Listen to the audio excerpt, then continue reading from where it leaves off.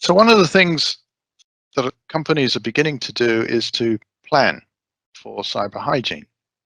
So they're defining what these requirements are, and you may find that your company will start to define these requirements as you go forward.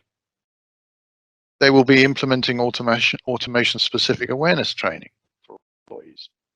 Part of what you're doing with these modules on module 1 and module 2 for awareness is to understand this. Conducting periodic exercises, you may find that they start throwing out phishing emails to see who is going to respond to these or not, or leaving USB devices around to see who's going to pick it up and use it without either reporting it or cleaning it. So these things are generally being done. And of course, then there's auditing the compliance, making sure that the cybersecurity policies and procedures are being followed. And here again, as part of your responsibility, it's to find out what are those policies and procedures and what should you be doing as part of the being involved in that process, as well as, of course, following the cybersecurity hygiene that we've outlined. The next is there'll be some level of information going out on cyber hygiene to employees. You might find the use of posters or intranet postings. These will normally clearly communicate the expectations for employees. And as I've said already, you may find that there's some random testing through these phishing emails or leaving the portable media around. This is all to make sure that people follow the procedures and that they understand how potentially vulnerable you can be by introducing this potential malware into your system, your particular, if it's a laptop or a desktop, and worse still, if that finds its way into any automation systems. So there's a significant amount that you as an employee can do to safeguard against that. And being vigilant is very important.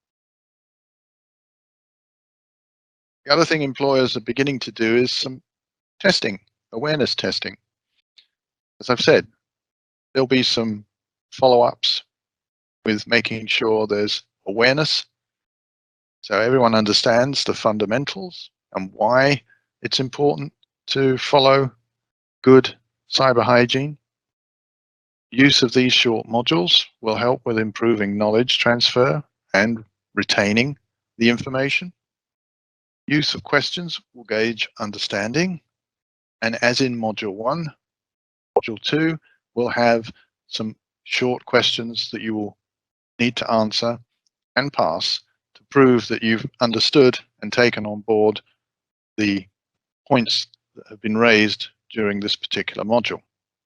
And then there'll be some form of revalidation on a regular basis to make sure, again, that the learning continues and that people are getting the message and that people are understanding and they are following good cyber hygiene.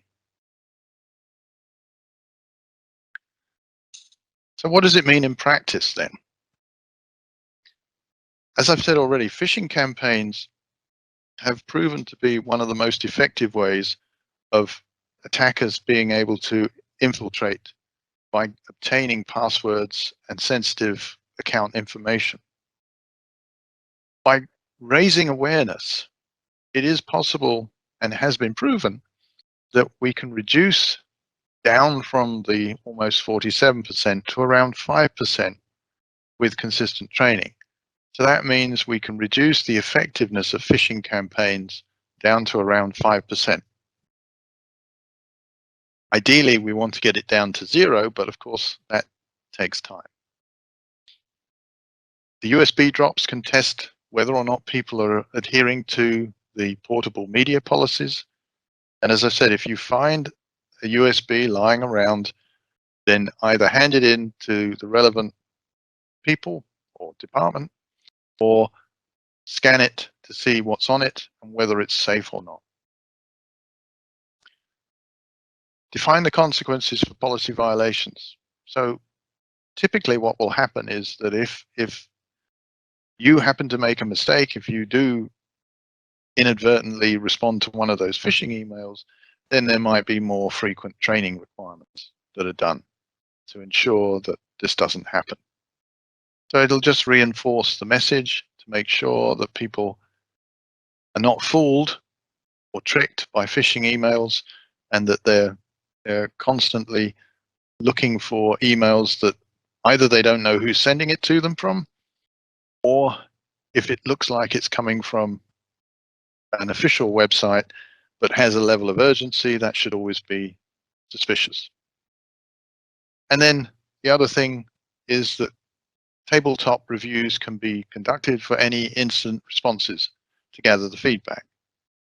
So hopefully, as people become more aware and cyber hygiene improves overall within the company, there will be less potential incidents. But if there are any, then those can be analyzed to see, okay, how can we improve things? So these are things that are going to be done by the company as you move forward.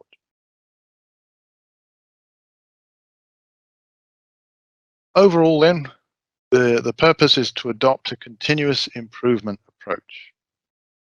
So this means that we plan, set the cyber hygiene goals and the policies. So the company will be mapping out what the policies will be, and then conduct the awareness training.